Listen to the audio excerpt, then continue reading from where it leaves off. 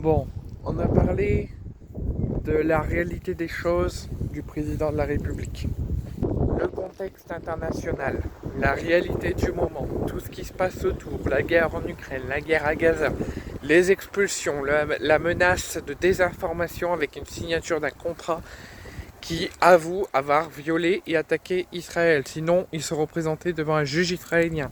2 Français ont accepté d'être expulsés vers la France, d'autres ont accepté de rester en Israël et acquittent d'être présentés devant un juge israélien. Le blocus du droit humanitaire, les propos d'Emmanuel Macron, on a fait le point sur tout ça.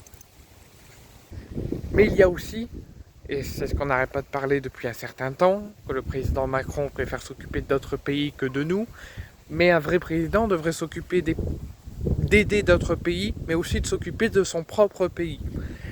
Son propre pays, est en grande difficulté.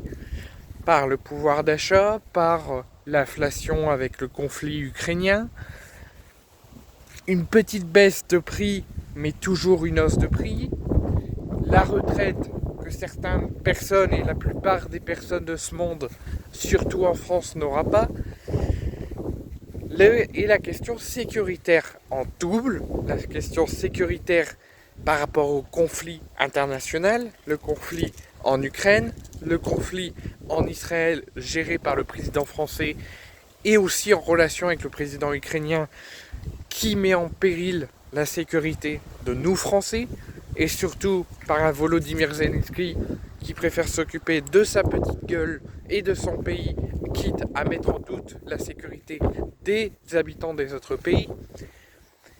Mais il y a aussi, avant toute chose, la sécurité du pays, la sécurité de la France. Il y a des retraites que des personnes n'auront pas. Il y a une hausse de prix, des personnes qui veulent faire 2-3 petites courses et qui se retrouvent à 50 € de course. Il y a plusieurs choses qui vont pas, mais il y a aussi la question sécuritaire qui est primordiale. Aujourd'hui, une surveillante qui faisait son travail, qui faisait partie de l'éducation, qui ne demandait qu'une seule chose, c'est de faire son métier, sa passion, de s'occuper des élèves, de leur apporter toute aide possible et toute éducation possible. La réalité des choses, c'est que dans notre pays, on est en sécurité nulle part. Le pire pays où il n'y a pas de sécurité du tout, c'est aux États-Unis, où tu peux te faire agresser par X, Y, Z. Tu peux te faire agresser tant par les forces de l'ordre, tant par les êtres humains, tant par tout le monde. Et là-bas, il y a une légalisation de l'arme blanche partout. Plein de meurtres, plein de blessés. Là-bas aux États-Unis, c'est carte blanche pour les crimes, pour les meurtres. En France, c'est presque la même chose. Tu as le droit de porter une arme à l'école, tu as le droit de rapporter une arme à l'école. Il y a des règles qui sont mises en place, des mesures qui sont mises en place. Certains établissements le respectent et tout se passe bien. D'autres le respectent, mais il arrive encore à avoir des petits excès. Et d'autres ne le mettent pas en place et ça part au drame. Ou même, certains le mettent en place et il y a le drame quand même. Comment ça se fait que des personnes ont pu apporter de chez eux, dans un établissement scolaire, sans que ça soit vu et sans que ça soit fouillé,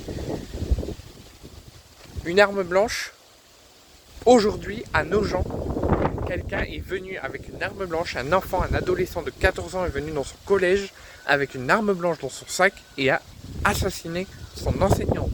Il a été interpellé par la gendarmerie et placé en garde à vue, il va être interrogé.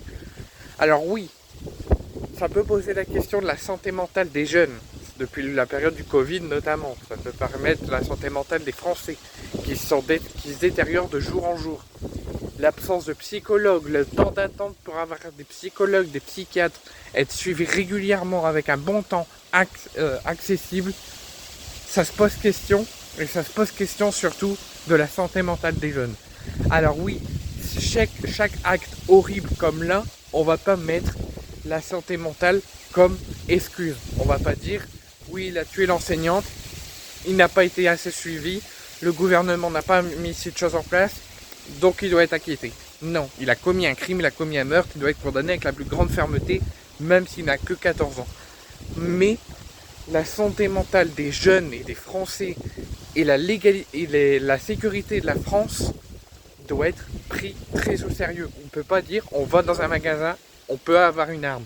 On va dans une école, tout le monde peut rentrer avec une arme. C'est pas possible. On est en sécurité nulle part en France. Et ça doit être pris au sérieux au maximum.